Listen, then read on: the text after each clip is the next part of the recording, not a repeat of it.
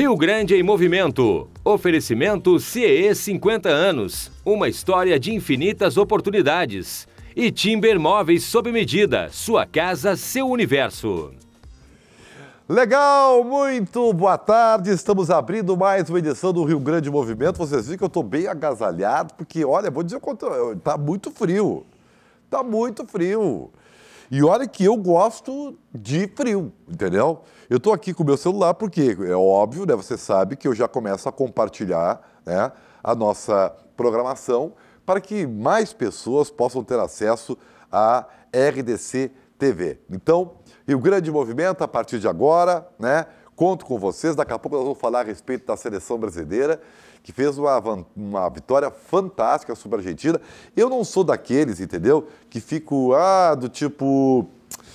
Pô, mas o Brasil não jogou bem, tiraram o Everton do intervalo, enfim, né? Mas daqui a pouco nós vamos falar sobre isso. Eu acho que o Brasil fez um jogo competitivo e merecidamente está na final da Copa América, que, aliás, tem jogo hoje aqui em Porto Alegre, né? Parece que não tem, né? Mas tem jogo em Porto Alegre. Peru e Chile farão a outra decisão para a finalíssima da Copa América. Então, daqui a pouco tem o comentário da Fernanda Bart, que vai falar sobre a aprovação dos projetos de privatização do governo. E assim nós tocamos o barco. Mas o nosso primeiro assunto aqui é um assunto que eu gosto muito, e você sabe, quem me acompanha aqui sabe que eu gosto muito de falar de cultura, de entretenimento, né? E hoje até comecei sentadinho, né? O meu discurso ficou um pouco diferente hoje, tá? Acho que é por causa do frio. Vamos falar de teatro, que está reentrando em cartaz, né, hoje, a peça Só para Mulheres e para homens também. Do nosso querido Zé Adão Barbosa, a Giovana de Figueiredo está aqui. Tudo bem? Tudo bem. Obrigado por ter vindo aqui. Imagina. Daqui a pouco nós vamos rodar um pouquinho de imagens de cenas da peça. Só para mulheres, aí tem umas reticências e homens também. Homens também. Isso tem algum significado, né? Tem, é uma conciliação, né? A gente não pode ficar fazendo só um segmento. É uma peça interessante para dialogar com todos os gêneros e com todos os públicos. E é bem interessante porque é um cabaré, é uma peça que tem várias cenas diferentes. Explica pra gente assim, então o que a peça diz? Então a peça é uma compilação de cenas que vão desde drama, poesia e comédia rasgada, sempre se alternando. Então é como se fosse uma montanha-russa de emoções a peça, e as pessoas estão sempre sendo vendo aí algumas surpreendidas à medida que as cenas vão se sucedendo, né? Então ela sai de uma poesia, entra numa música, e aí vai para uma cena cômica, depois vai para uma dramática, e eu sou responsável pela dramaturgia cômica da peça, que é baseada nos contos de fadas. A gente faz uma paródia sobre as princesas, o que seriam essas princesas hoje em dia no mundo contemporâneo urbano. Então essa parte é muito engraçada, as pessoas costumam gostar bastante. E ficam surpresas, né? Porque a peça tem uma construção bem poética e lá no Ocidente ela fica ambientada de forma super aconchegante, porque ficam as mesinhas, as pessoas pedem drinks e ficam sentadinhas, e a gente colocou um mini palco italiano com toda a estrutura de um teatro mais convencional. Isso surpreende bastante. Sabe que hoje o teatro... ele é secular, né? Eu acho que é uma das ferramentas mais imediatas de interação com o público, né? E a gente está vendo aí pelas cenas que se vocês proporcionam isso aí, né? O tema, ele é receptivo às pessoas, é imediato, Giovana? Ele como a poesia nunca é muito imediata, ela vai soltando uma mensagem mais residual, né? Mas no final é que a gente colhe esses depoimentos e a percepção do público, a gente entende que muita gente fala assim, nossa, nós pensávamos que fosse meio panfletário, que fosse meio discursivo da questão das mulheres. Falei, não, está tudo submetido à boa dramaturgia. Todas as mensagens de igualdade, de respeito, está dentro dessa dramaturgia que foi escolhida a dedo pelo Zé Adão, e as meninas também levaram alguns textos que elas tinham para si como importantes. E eu diria que as pessoas elas vão se dar conta de forma residual mesmo. Depois, nossa, eu pensei que eu fosse ouvir o discurso, isso e tal, mas a gente nem sente. Então, ele tá bem implícito, né? Tudo que é mensagem humanista tá implícito dentro do texto, dentro das cenas escolhidas, dos poemas escolhidos. Quanto tempo tem um espetáculo já? 1h05. Não, mas assim, de existência. De existência? Fizemos 4 vezes só no Bar Ocidente. Só 4 vezes, Só tá? 4 vezes. Por que eu pergunto isso? Porque a temática ela é muito ampla e talvez ela possa se modificar em algum momento, porque ela também mexe um pouco com a realidade, não é? Com certeza.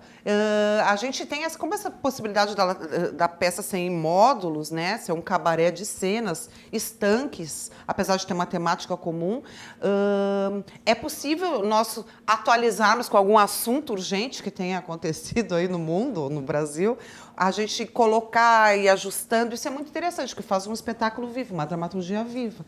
A gente reensaia, atualiza, coloca algumas piadas novas, se for o caso. Claro, isso é muito interessante. É. E o público tem dado bastante sugestão, assim, podia fazer isso, aquilo. Então, não é uma coisa que vai ficar sempre da mesma forma. A gente vai colocar uma cena nova, inclusive, já Quanto pensamos. tempo de carreira, Joana? Olha, eu fazia análise de sistemas em 91, e aí eu falei, não estou entendendo nada disso, o que é isso, meu Deus? Normalmente é assim que acontece, né? Sai, né, do 8 pro 80. Sabe que antes de eu ser jornalista esportivo, eu fui engenheiro civil, né? Meu Deus. Eu estudei engenharia civil, né? Aí fiz 3 anos, eu digo, pô, mas não tem, eu acho que eu estou meio perdido aqui nessa história. Que eu tô fazendo aqui? E aí depois que eu comecei a construir minha carreira de jornalista. Mas tu sabe que é bem assim, e eu vejo no teatro, porque nós aqui, às vezes, mesmo falando de assuntos jornalísticos, nós não, como nós damos opinião, e eu sou um jornalista que dou opinião, nós não nos deixamos de ser um pouco interpretativos também. Né? Há momentos que a gente tem que ser mais eloquente, há momentos que a gente tem que ser mais sério, ou um pouco mais engraçado. Claro que mexe um pouquinho com o perfil de cada profissional, né? Claro. Mas nós não deixamos de ser um pouco interpretativo, né? E para vocês, eu imagino que sim. Eu te pergunto, por que eu te perguntei isso aí? O teatro, ele também, como ele é emocional, a gente tem um dogma na minha carreira de jornalista. Olha, você pode ter acordado, brigou com amigo, brigou com a mulher, com o marido, brigou com o filho, você brigou com o chefe, coisa e tal. Mas quando você entra no ar, você tem que dar o dito profissionalismo, né? Mas eu vou dizer, eu discordo um pouco disso. Porque, como nós somos epidérmicos, Exatamente. há sempre alguma interferência. No teatro é a mesma coisa? No teatro, a gente tenta esquecer o mundo lá fora e fazer seu espetáculo, né? E recomeçar todo... Porque não existe repetição automática, né? Você chega... Cada dia a peça é de um jeito, apesar do público talvez não perceber, mesmo que vá todos os dias, cada dia ela é de um jeito. Isso aí certamente é em função do mundo de fora que tu carrega para dentro de si. Não tem como a gente dissociar, né, a realidade daquela fantasia. É uma mistura mesmo. Mas tem técnica para isso, né? Pra gente veio de um velório ou tá apaixonado e tem que fazer alguma coisa contraditória, aquele teu estado de espírito, tu tem que dar um jeito.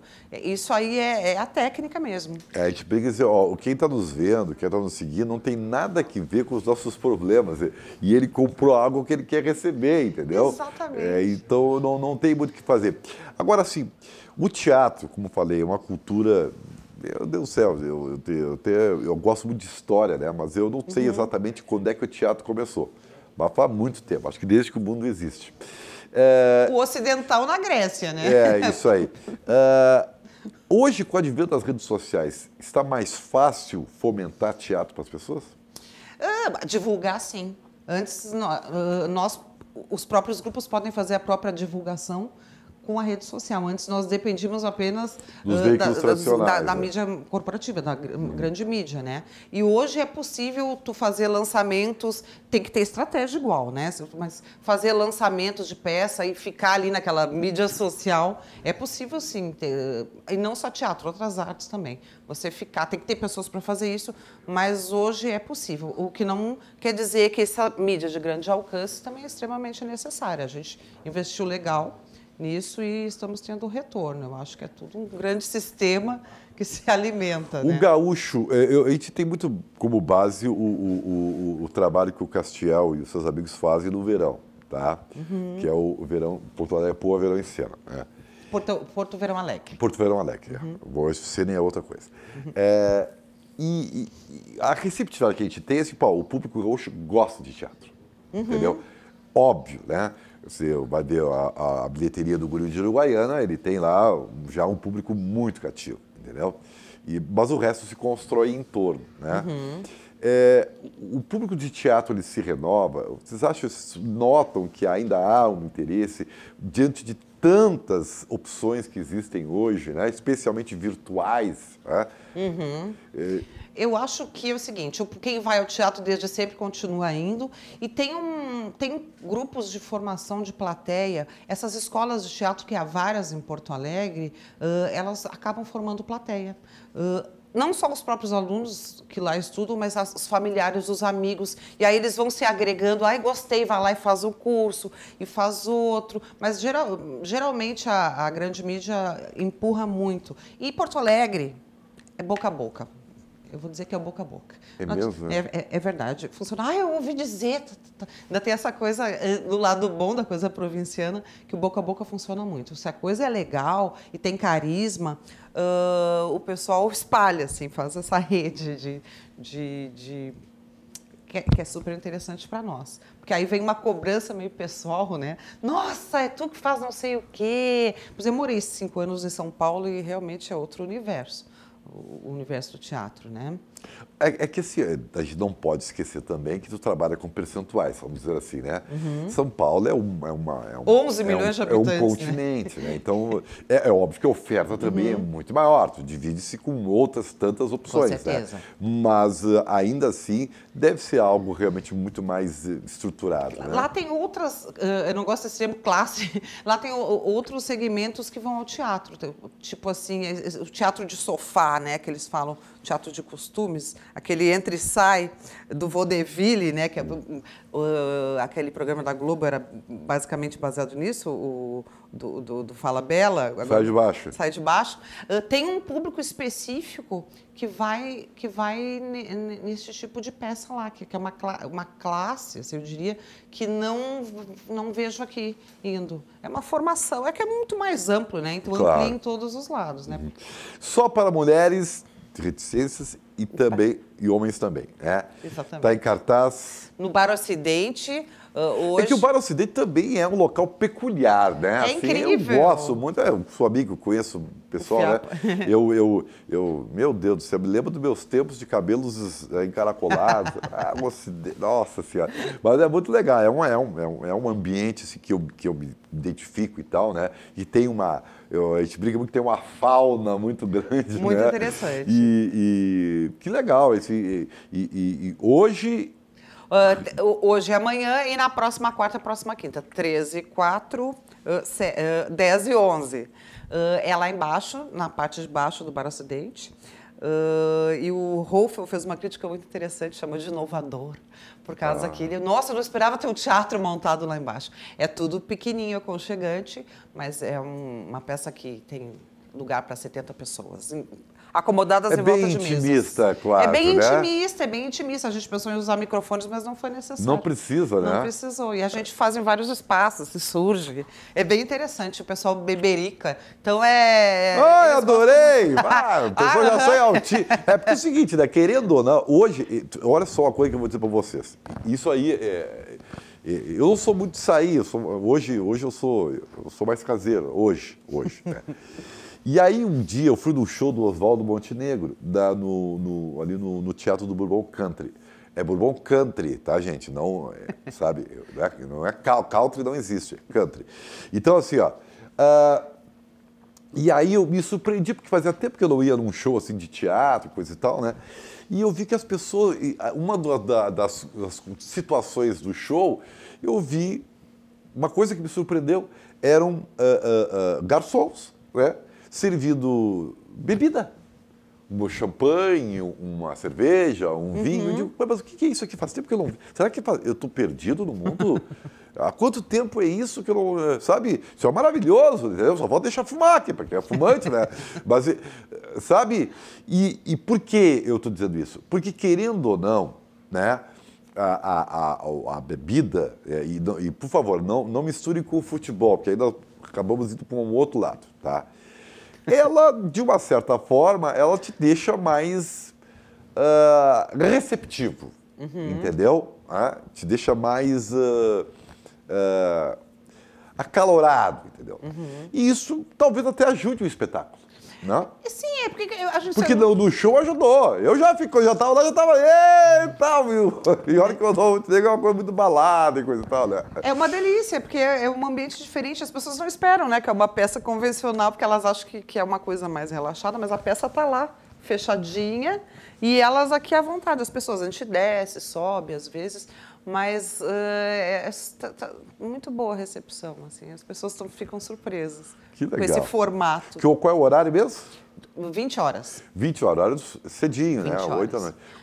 Tem 1h e pouco de duração? 1h05, 1h10. 1h10, então. E é bom que ali naquela esquina, que é João Teles com Oswaldo, tem um nichozinho de bares. Ali tem um mundo, né? É uma fauna que tem ali, né? Então a gente já vai se prepara, depois já volta, já fica por ali mesmo, exatamente. Entendeu? Não sei se com esse frio vão ficar na rua, mas isso daqui a pouco se acostumam, né? É isso aí. Então tá, Giovana, muito obrigado pela presença aqui. A você. Sucesso. Pô, tomara que, sabe, um abraço ao Zé. O Zé e a Carlota Albuquerque, que é coreógrafa maravilhosa. Porque eu sei uma coisa que eu não abro mão, é de ter espaços para divulgar o talento nosso aqui. Aliás, a RDC, que ontem completou 1 ano, ela tem como missão exatamente isso, né? Que é proporcionar espaço de divulgação do nosso talento, das coisas do Rio Grande do Sul. Né? Um espaço que até existia antes, mas que foi perdido e que hoje precisa ser retomado. Então a RDC serve para isso também. Muito obrigado. Então, a casa está aberta aqui e a gente espera que com o sucesso venham outros e outros e outros e outros, tá bem? Muito obrigada. Muito bem. Legal, então. Nós vamos a um rápido intervalo, voltamos na sequência com o nosso Rio Grande Movimento. Não saia daí.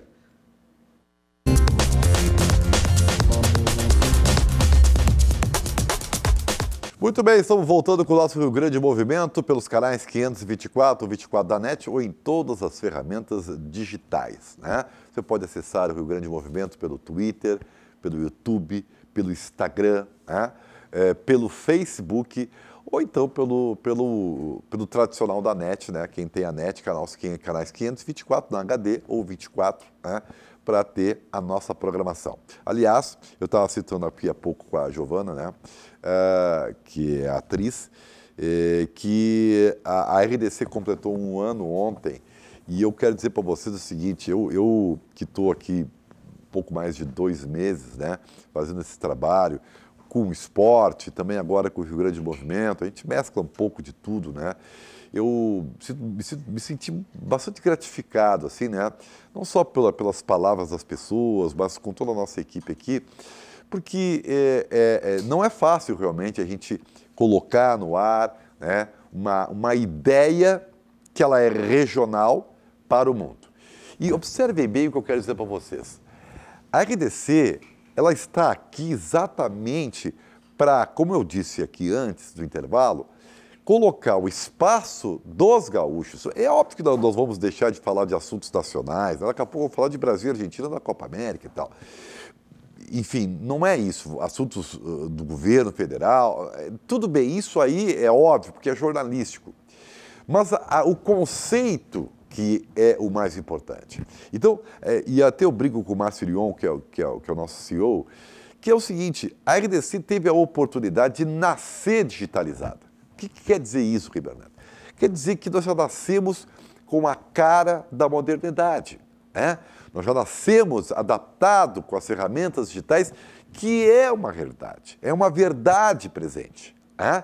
E aí, algo que estava fugindo dos nossos domínios, que é o espaço para as coisas do Rio Grande do Sul, ele acaba sendo resgatado. E isso a gente faz com orgulho. Né?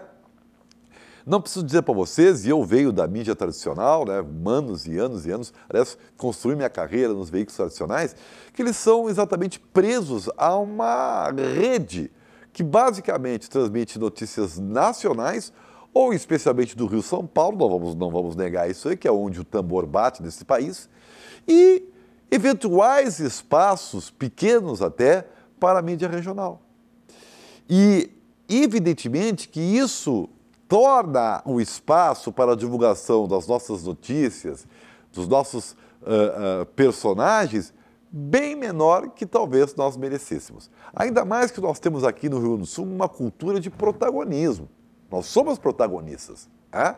Então, eu me sinto muito à vontade, realmente muito feliz, porque realmente nós estamos podendo usufruir desse espaço que está se moldando. É óbvio, né, que é um ano e apenas a gente vai aprendendo muitas coisas, e eu tenho certeza que o mais importante é que nós estamos colocando esta alternativa para quem, como eu, né, e eu imagino como você, seja tão bairrista como eu, né, tão apegado à nossa cultura, para divulgar, para fomentar e para colocar para o nosso público as coisas do Rio Grande do Sul. Não preciso dizer que dupla Grenal é o arroz com feijão, né? E até uso muito a dupla Grenal, que é muito protagonista, né, no futebol do mundo, né? Basta ver que Porto Alegre é uma das raras cidades no planeta Terra que tem 2 campeões mundiais. E olha que aí eu já botei uma polêmica, né? Porque um acha que não tem, outro acha que... Enfim, isso aí é uma coisa que eu deixo para os torcedores. Uma outra coisa que levantou muita polêmica, mas que teve resultado, foi a questão das privatizações, né? Ontem a RDC esteve lá na Assembleia Legislativa, acompanhou ao vivo, trazendo para você algo que só a RDC poderia fazer, vejam só, né? Um assunto pertinente às coisas do Rio Grande do Sul. E a Fernanda Bart está com o seu comentário agora, de política e economia, tratando exatamente do que foi decidido ontem na Assembleia. Vamos acompanhar. O comentário de Fernanda Bart, oferecimento Halter Química, Gente Seguradora e revendedor autorizado Joap. Conheça a nossa promoção de inverno na Avenida Cristóvão Colombo, 1326. E ontem tivemos um dia muito importante para o Rio Grande do Sul, no que diz respeito a colocar as contas em dia. A privatização autorizada da CEE, CRM e Sulgás prometem colocar o Rio Grande do Sul num novo caminho de desenvolvimento. A gente espera que essas 3 primeiras privatizações possam, enfim, abrir a cabeça dos gaúchos e dos nossos gestores para a necessidade da gente ter, sim, cada vez mais um Estado enxuto, um Estado que não desperdice recursos públicos em áreas não prioritárias, em áreas em que a iniciativa privada já mostrou ter muito mais competência do que o Estado na gestão. Né? O Estado tem que fazer aquilo que é prioritário para a população, que é investir em saúde, segurança e educação. Sendo que a saúde e a educação, a gente ainda pode ter outras formas de prover para o público, né? A questão da saúde, a questão da educação, elas podem ser através de voucher, que seria um vale, onde as pessoas têm o acesso, mas não necessariamente o Estado, o governo, tem que ser o contratante final, nem quem mantém a infraestrutura que vai prestar o serviço. Isso seria realmente um Estado enxuto, um Estado que prioriza o que é importante para a população. Mas ainda sobre ontem, o próximo passo do governo do Estado agora, depois da assinatura do regime de recuperação fiscal, que deve ser feito nas próximas semanas, ainda neste semestre, é que o governo vai buscar, sim, novos parceiros para financiamento no segundo semestre. O governador foi muito categórico, inclusive ele foi cobrado pelos deputados que o dinheiro das privatizações, né, que o dinheiro que vier deste novo financiamento não pode, inclusive por determinação do Ministério da Economia, ser usado em despesas correntes, em despesas de custeio. né, apenas para passivo ou para dívidas que já estavam para trás. Então, o que acontece? O governo precisa deste novo financiamento para poder pagar esse passivo que ficou. São mais ou menos umas 2 folhas de salário e meia que ficaram para trás desde a época do governo Sartori e dívidas com os hospitais do interior do estado todo que não tem tido repasse há meses. Mas a grande questão que fica e isso é uma provocação que a gente deixa aqui para os nossos gestores. Hoje, o Rio Grande do Sul já deve mais de 200% do que arrecada. E nós vamos nos endividar mais, né? Na verdade, essa assinatura do regime de recuperação fiscal, a gente está jogando a dívida mais para frente e possibilitando que o Estado contraia novos financiamentos para tirar, literalmente, sair do buraco, né? Ter um fôlego para respirar.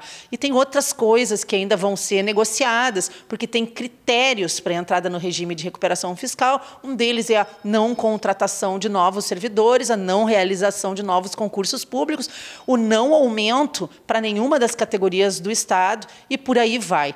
É uma medida dura, mas é dessa forma que a gente precisa encarar as finanças do Rio Grande do Sul e tirar o Rio Grande do Sul da lanterninha dos afogados no Brasil. Porque hoje é o nosso estado que mais fecha empresas, que mais desemprega pessoas e a gente está pagando por isso todos os dias. Então, vamos torcer para que isso que aconteceu ontem seja o início de uma nova era na economia do Rio Grande do Sul, onde os nossos gestores tenham uma nova visão sobre o papel do Estado e quais são as prioridades onde ele deve trabalhar e onde ele deve investir. Pois é, Fernanda. Eu vou dizer uma coisa para vocês. Quem me conhece sabe que eu sou político como cidadão. Né? Mas eu não tenho partido. Não que eu não respeite partido, só eu não tenho partido, pelo menos por enquanto. Né?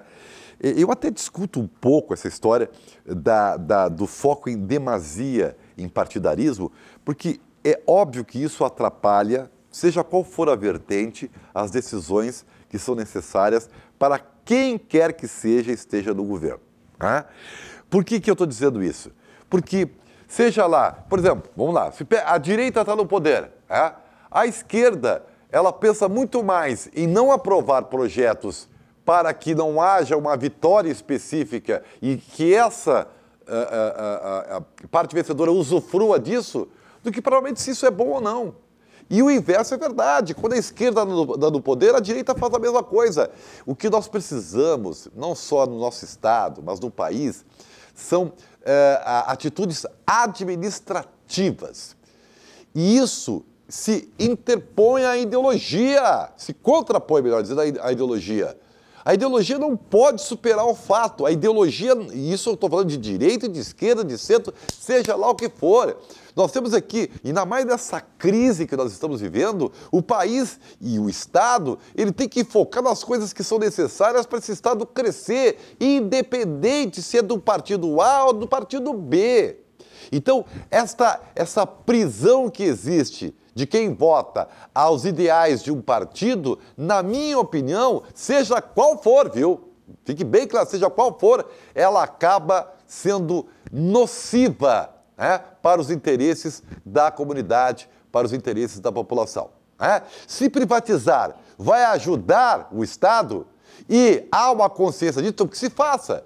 Se não vai ajudar, então que se não faça. Mas não que seja através de ideais partidários a decisão. Repito, seja de qual natureza ideológica for, de esquerda, de direita, de centro. O que nós precisamos, meu Deus do céu, e eu brigo muito dizendo em relação ao que nós estamos vivendo lá em Brasília.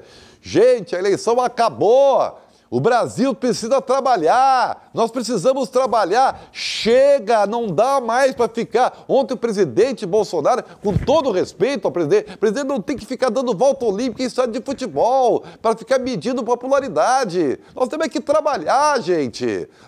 Assim que eu falo com mobilizações, não adianta tu fazer uma mobilização só por fazer, por apoio. Não, nós temos que fazer uma mobilização para pedir coisas, né? Mas projetando trabalho, emprego, crescimento da economia. E nós ficamos nesse mimimi. Ah, eu sou a favor do fulano. Ah, eu sou a favor do Moro, eu sou a favor do Lula, eu sou contra o Bolsonaro. Não, chega disso aí, nós estamos parados nessa mesmice. Nós temos é que trabalhar. Não dá mais para aguentar isso. E serve para o nosso Estado também.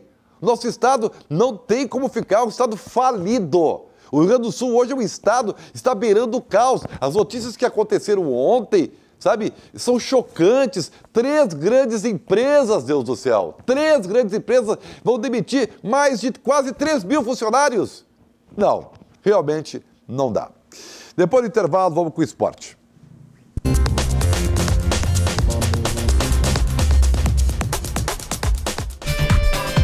Ribeiro Neto e as verdades da bola. Ai, meu Deus do céu. Agora sim vou falar as verdades. E olha quem tá comigo aqui, gente. Olha quem. Danielzinho! O melhor narrador esportivo do Rádio Gaúcho, quiçá do Brasil, mas eu não acho que tu merece tanto, tá? Não. Senão eu já sou mascarado sendo do Rio Grande do Sul. No Rio Grande do Sul já tá bem. Aliás, eu vou dizer uma coisa pra ti. A RDC tem que se gabar mesmo, né? Porque a RDC tem o melhor narrador de televisão do estado, um dos melhores do Brasil, que é o Paulo Brito. E olha, Danielzinho, tá se chegando, né? Tá se chegando, né? Aí, né? Sabe lá, né? Enfim. A vida é uma bola que gira, já diria o filósofo. Né? Já estava me lembrando agora de uma coisa, um cidadão hoje foi me pedir para ser meu amigo no Instagram. Eu digo assim, como a vida... Como o corpo muda das pessoas, né, cara? Impressionante. Bom, por isso que eu tô sempre com o corpo fechado. É verdade. Aqui, ó, o negócio é o seguinte, ó. Vamos falar de seleção brasileira, mas vamos falar de dupla Grenal. Mas antes de mais nada, porque você quer saber quem é que contrata, quem é que não contrata, quem vai embora, quem não vai embora. Pedro Oliveira, como é que estão os negócios da dupla Grenal? Manda ver. Depois de perder Iago para o futebol alemão, o Colorado agiu de forma rápida no mercado e buscou o lateral esquerdo Natanael, que jogava no Ludogorets da Bulgária. Por lá foram 4 anos, que ficaram marcados por este lindo gol de falta contra o PSG. Além disso, foram 6 gols e 18 assistências em 149 jogos. No Colorado, ele disputará a posição com o Wendel, atual titular da lateral. Estou muito feliz, né? Muito feliz. Pretendo estar junto com a rapaziada, né? Com o pessoal da diretoria e poder conquistar esses objetivos que eles têm para esse ano, né? Tem 3 campeonatos muito difíceis. No Brasil, Natanael jogou no Atlético Paranaense nas temporadas de 2014 e 2015. Mas algo que o marca desde então é sua baixa estatura. Natanael tem apenas 1,68 m. E dentro de campo, tá focado, dar sempre o meu melhor, né? Independente de qualquer jogo que seja, mas sempre dar o meu melhor, porque, falar bem a verdade, eu não gosto de perder jogo nem rachinha, nem 5 contra 5 em dia de treino. Fora a contratação de Natanael, o Colorado sondou a situação do atacante Keno, que está no Pirâmides do Egito, mas conta com passagens pelo Palmeiras no futebol brasileiro. No momento, o negócio é considerado caro, mas se o atacante conseguir liberação do time do Egito, pode ser um reforço colorado. No lado do Grêmio, as negociações não são para contratar, e sim para vender jogadores. O time tricolor recebeu uma sondagem recentemente do Wolverhampton, da Inglaterra, pelo zagueiro Kahneman. Outro time interessado é o Arsenal, mas no momento o tricolor não recebeu nenhuma oferta oficial. Para negociar Kahneman, uma proposta teria que chegar em torno de 10 milhões de euros. Outro jogador que tem seu nome envolvido em uma suposta venda é o atacante Everton, que está com a seleção brasileira. Com o Grêmio tendo 50% dos direitos do atleta, quer pelo menos 40 milhões de euros. Mas como Everton é titular com a amarelinha, uma negociação só deve começar depois da Copa América. Muito bem. Daniel Oliveira, antes de falar da vitória da seleção brasileira, me diga o seguinte. Eu confesso, às vezes, eu sei que às vezes eu sou chato, mas só de vez em quando. Quem te conhece sabe que é só de vez em quando. É só de vez em quando. Isso. Pra que contratar o Natanael? Mas não tá o Eric lá subiu, o Leonardo subiu. Pra que contratar Essa é uma questão interessante. Até porque é o seguinte, né, Ribeiro? Se aventou um Arana da vida, né? Que é muito bom lateral esquerdo. Aí daqui a pouco desembarca o Natanael, que vão combinar, foi um negócio de ocasião, custo zero para o Inter, a não ser o salário Jogador que está atuando no Nada mercado... da vida tem custo zero. É que às vezes o seguinte, quando a gente acha que é barato, aí é que sai caro. É, né? isso aí. Porque tem tudo para não dar resposta. Falei na minha live ontem, lá galera que me segue pelo Instagram. Tá bem, a tua live é muito bem assistida. Né? Daniel Narrador no Instagram, tamo junto. Vendendo peixe aqui também, né? É óbvio. Aproveitando o momento. Mas, Ribeiro, eu não contrataria esse jogador, tem tudo para dar errado. BBB quando termina... Sim. O que você vai fazer? Vamos aproveitar as oportunidades. As oportunidades, é isso aí. O Natanael é um jogador que eu não acredito que vá dar certo. Esse tipo de atleta eu não contrataria. Acho que foi um equívoco do Internacional, que se fosse para apostar, aposta no que tem, aposta na base. Agora, o jogador que teve uma passagem pelo Atlético Paranaense, poderia voltar para o Atlético, né? O Inter chegou na frente, mas não seria titular no Atlético. O Inter perdeu um jogador que é titular. Eu confesso que não é uma contratação que me empolga e eu entendo totalmente o sentimento de frustração da torcida. Bom, o Grêmio, eu vou dizer uma coisa, você tem uma coisa que está me incomodando, tá? Essa história de o Kahneman nunca sentar. Sempre tem um negócio, agora é o futebol europeu, mas é a renovação... Cara, decide se quer ficar ou não, pô. O Kahneman, pra mim, é um monstro. Pra mim, é o melhor zagueiro. Mas o caso do Kahneman é Só que, simples. decide de uma vez. Se chove não molha aí, cara. Mas o detalhe é o seguinte, chegou no valor da multa, vai um abraço. Mas ninguém paga o valor da multa. Não sei. No caso do Kahneman, não sei, Ribeiro. São que aí tem aquele só do jogador. Né? É daquele só do jogador querer sair, né? Então, aí vai depender do atleta. Quer ficar ou quer sair, eu cara. Também acho. Aí é o seguinte, aí cabe à direção do Grêmio resolver. Vem cá, o que tu quer? Não, eu não quero mais ficar. Perfeito. Então agora tu vai ficar sentado esperando e nós vamos fazer a melhor negociação que a gente entende para o clube e depois a gente chega num acordo se é bom para ti. Agora tu vai ter que definir de uma vez porque o time tem que voltar a jogar. Tem jogos decisivos aí. Agora já se fala no Bayern de Munique, no Everton, né? Quer dizer, a coisa tá... Então define de uma vez, entendeu? Porque o Grêmio vai perder jogador, eu não tenho a menor dúvida. Bola da vez é o Everton, que até não foi bem ontem, né? Mas enfim. Vamos falar sobre isso. O Grêmio tomou 4 do São José no jogo treino, tá? Eu já falei que é jogo treino. Isso aí, quantas vezes já aconteceu? Mas tomou 4. Não pode tomar 4, mas quantas vezes já aconteceu? Mas tomou 4. Não, eu também acho. É que assim, ó, são duas coisas. Mas sabe por que tomou 4? Não me irrita. São duas coisas, entendeu? Uma é que é treino, a perna tá dura. Eu acho que foi muito mal planejado pelo Grêmio essa messotemporada. Messo porque não dá pra dizer que é intertemporada. Que bonito tá. isso. Eu acho que folga demais, entendeu? Não, eu concordo contigo. E trabalho de menos, tá? Tudo bem, jogo treino, bebê, mas foi 4. O do São José. Dos reservas do São José. Perfeito. Tá? Então, fique claro isso aí. Eu fiquei preocupado, tá? Na boa. Isso aí. Não. Também torcedor do São José, né? Não sei se tu tem mais alguma coisa para acrescentar. Vamos falar de seleção brasileira. Não, brincadeira à parte, tá? A gente sabe que isso acontece, mas aconteceu, não deve acontecer, concordo. Mas aconteceu porque o time está destrenado.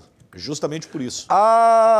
Justamente e o que tem que fazer o Grêmio? Tem que jogar, tem que treinar, tem que se preparar. Quantos dias? Os caras reclamam. Quanto tempo sobrou? Mas é que o detalhe é o seguinte, não sobrou tempo! Mas é que ficam reclamando os treinadores do futebol brasileiro que não tem tempo para treinar. Eu quero lembrar o seguinte, se não tivesse Copa América, eles estariam jogando agora. Não teria tempo para treinar. Né? E essa reclamação que não tem tempo... Ela, quando acontece a possibilidade de uma pausa, de uma preparação, os caras tiram férias. Então, realmente fica difícil. É difícil entender algumas coisas no futebol. Essa é uma delas. Então, nós vamos fazer um break e, na volta, vamos falar de seleção brasileira aqui no Rio Grande Movimento. Te prepara, Danielzinho! Já voltamos com as verdades da bola. Fique ligado.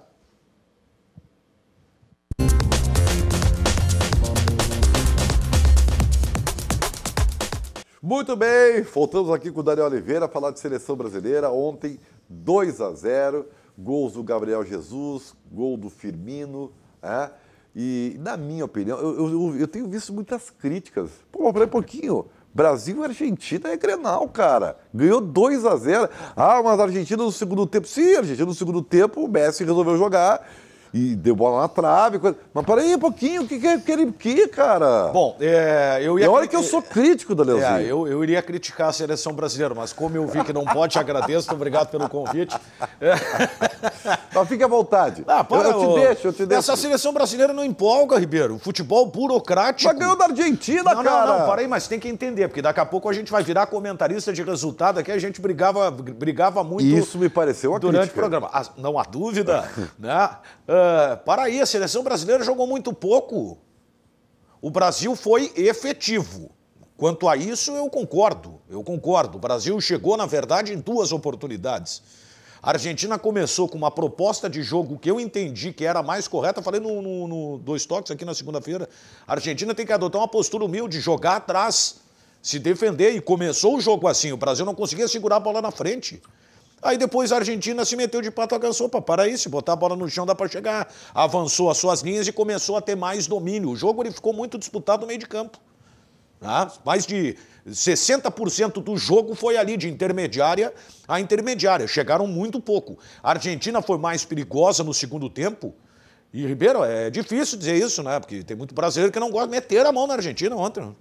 Meter a mão na Argentina. Não, você está dizendo o lance do Arthur? Mas teve um pênalti que foi um fiasco. O lance do Arthur com o zagueiro? Claro. Eu também acho que foi. E o segundo gol do Brasil... Por isso é que eu não entro nessa, porque ontem já havia um encantamento de novo, né? Todo mundo, seleção brasileira. Não entre nesse encantamento. E parece que tu não gosta muito da seleção brasileira, Danielzinho. Assim, eu não quero dizer assim, me parece. Diria um amigo meu, às vezes, né, o que parece é mais importante do que é. Nada Neto Caixa Alta, vírgula Ribeiro. Né? Nada mais atual. Rapaz, o Ribeiro está empolgado com os novos seguidores no Instagram aí. Bom, mas eu quero dizer o seguinte, Ribeiro, eu não gostei da seleção brasileira. O segundo gol do Brasil, a bola bateu na perna do Gabriel Jesus. Houve a dividida com o zagueiro, a bola bateu na perna dele e correu. A falha foi também do Otamendi. Eu não estou encantado com a seleção brasileira, como eu vi muita gente encantada. A seleção brasileira não tem que encantar, tá ganhando. Tinha que ganhar, ganhou, nada mais do que isso. Joga hoje, mais do que joga. Hoje tem Peru e Chile, acho que tem que dar Peru hoje, tá? Eu acho que... Não, para aí, tu tá de brincadeira comigo. Eu acho que dá Peru, Tá. Aí tá o Brasil, que domingo, virou 5 da Natal? tarde, no Maraca. Tá. Levanta a Copa América. Aí se o Daniel Oliveira vai na sua live muito concorrida e vai dar um pau no Tite na seleção. Ganhou e vai dar... Bom, eu não sou... Peraí um pouquinho, o que tu quer, cara? Eu não sou comentarista de resultado, nunca fui. Por que eu vou mudar cara, agora? Vai ser campeão, cara. Bom, mas em nenhum time que é campeão ele pode ser criticado. Se levantou o caneco, não tem crítica, é só elogio. Ó, só um pouquinho. Pô, tu parece quer mais que o campeonato, cara? Desculpe. Eu tô falando da Copa América, Ribeiro, não me irrita. Nesse meu período de descanso. Eu tô falando eu tô falando de Copa América. Copa América é uma obrigação, eu não vou entrar nesse encantamento aí. O futebol brasileiro, Ribeiro, há horas caiu de qualidade. Basta ver o campeonato nacional que nós disputamos aí, um campeonato com uma moldura horrorosa, times fracos tecnicamente, falta de jogada individual, daquela jogada que encanta o torcedor. Para um pouquinho, aí eu vou entrar nesse oba-oba com a seleção brasileira. A seleção brasileira venceu uma Argentina que estava caindo aos pedaços. É o exército de um homem só, sendo que esse homem não está conseguindo jogar. Então eu não vou entrar nesse embalo aí. Que maravilha a seleção brasileira. Tu também está criticando o Tite por tirar o Everton do intervalo? Não, eu não entendi a substituição. Mas o Everton não estava jogando nada, cara. Mas o Gabriel Jesus jogou bem no primeiro tempo. Pô, quem que fez o gol? Não, mas aí é o seguinte, aí eu estou discutindo com o cara que comenta resultado e quem vem comenta a bola na rede, eu não posso mais criticar. Mas não, é uma brincadeira. Claro. Normalmente a empresa escolhe o melhor em campo, aquele que faz o gol. Não, disparado o Daniel, o sociólogo ontem foi o melhor em campo. Foi bem, né, cara? Jogou demais o Daniel Alves. Tu crítico do Daniel Alves. Não, eu sou crítico em relação aos estudos sociológicos e antropológicos e políticos do seu Daniel Alves, que acha que ninguém pode vaiar a seleção brasileira. Aí vai explicar um 7-1, nós somos vaiados por causa da realidade econômica do país. Velho, tu tomou uma vaia porque tomou 7 numa Copa do Mundo. Quem vaiar a seleção brasileira tá vaiando o país. Não, quem compra o ingresso não quer ver o país, quer ver a seleção jogar, quer ver um time de futebol. E se esse time não jogar bem, ele vai ser vaiado sempre. Eu até concordo quando acho que jogou-se pouco com o Everton. A seleção jogou pouco. O Everton só saiu porque joga aqui. O Everton só saiu porque é gaúcho. O Everton não foi só hoje, tá? No outro jogo... Eu acho que o Everton, ele não tem tamanho por protagonismo que isso eu concordo. Ele não é o substituto do Neymar. Fique bem claro isso, tá? Mas ele é o jogador que agregou algo diferente em relação à seleção brasileira. Não há dúvida. Não há dúvida. Não há dúvida, boa. Não há dúvida. É ou não é? Ele foi pro drible, ele foi pra jogada individual, foi pro combate. Quem é que estava fazendo isso? Ninguém. Então ele trouxe aquilo que... princípio de resgate daquilo que nos encanta em vez de jogar na seleção brasileira. Agora, ele é um dependente. O lado esquerdo do Brasil ontem foi um horror. Eu não gostei do Alexandro. Não gostei do Alexandro. É o Felipe Luiz. E outra coisa, o Tagliafico tomou um cartão amarelo no primeiro tempo. Cara, tira o Everton da esquerda, embora não seja o ideal. Ele fez isso e no põe o Everton, tempo. mas põe o Everton na direita para forçar a expulsão do cara. Tu pode ver que o gol do Brasil, o Tagliafico já não foi forte no lance, não era nem ele que estava marcando a lateral. Ele estava próximo do bico da grande área. Na verdade, ele estava entre o bico da grande área e o início ali da meia-lua da grande área. Porque ele não combateu a jogada de lado, porque ele ia fazer a falta e ia ser expulso. Mas tinha que jogar em cima dele. Então foi um erro também estratégico. Mas que bom, o Brasil venceu, legal. Ufa, vai ganhar a viu? Copa América. Vai ganhar a Copa América. Agora, eu estou apavorado com o futebol da seleção brasileira. É impossível que o Brasil jogue tão pouco, Ribeiro. Um time que tem valores individuais interessantes. Com esse desabafo de Daniel Oliveira. Tenho dito. Eu tenho só que encerrar o programa. Velho, virando o jogo. Voltamos amanhã. Beijo grande do Sean Connery dos Pampas. Tchau. A vida.